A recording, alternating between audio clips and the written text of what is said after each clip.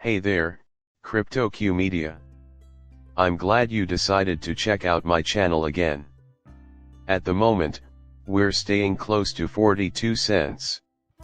Everyone is saying the bottom is in right now, so you should probably start packing your bags.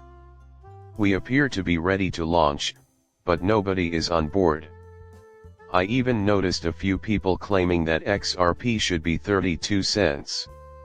On a side note, Bitcoin's dominance is also booming. As of right now, there is nothing I can do but wait. Put your worries to rest, stock up while supplies last, and see what happens. In the current market, a small number of retail holders own substantial XRP holdings. Personally, I'm more drawn to this image. Now that this visual is back, it seems to me that the end game is drawing near. This keeps cropping up, I don't know why. The names XRP and those who possess more than 25,000 XRP are instantly recognizable to anybody who is knowledgeable about cryptocurrencies or cryptocurrency ownership. At this point, the small block can be discerned. But eventually, everyone will know about XRP. Extensive use will happen at some point.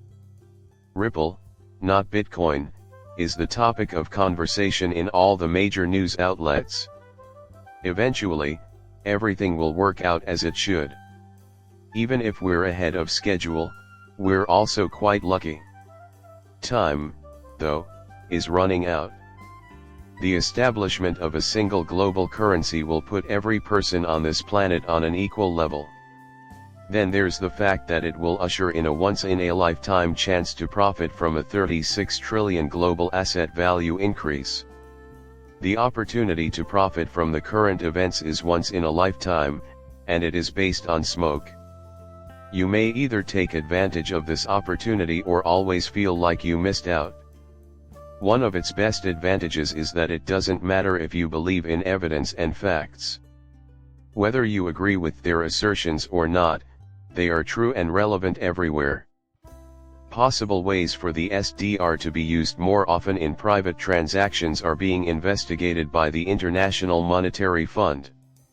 There have been rule modifications regarding electronic SDRs and STRs. Plus, it will be very beneficial to us.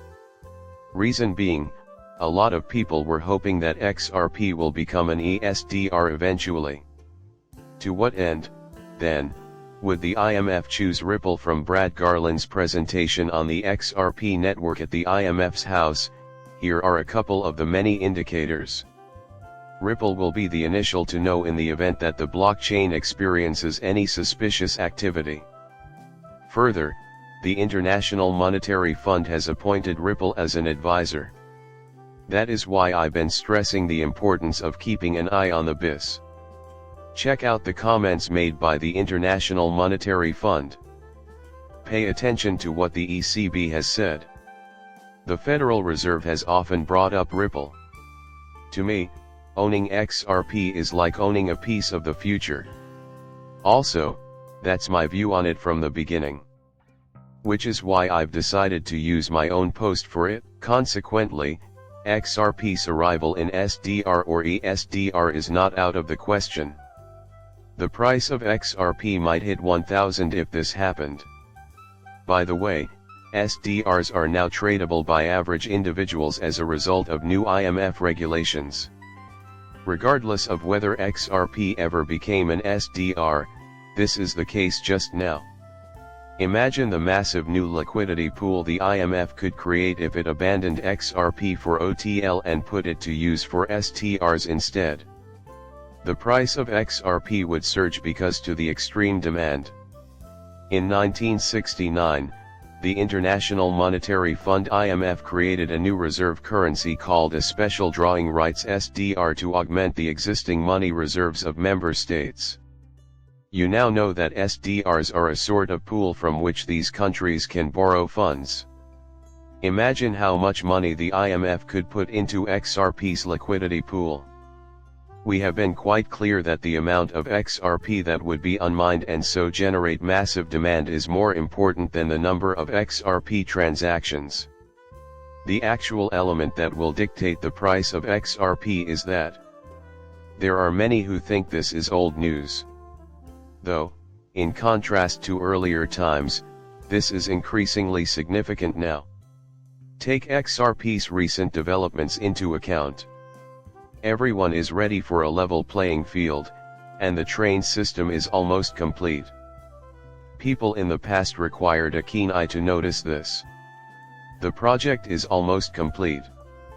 At some point in the future, this will become the de facto norm that all countries use.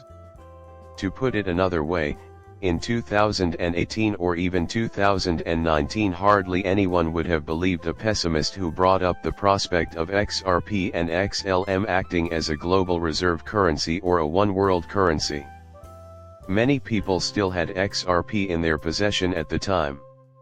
A lot of them, though, were only anticipating the next cycle, in which XRP would probably hit a new record high in 2021.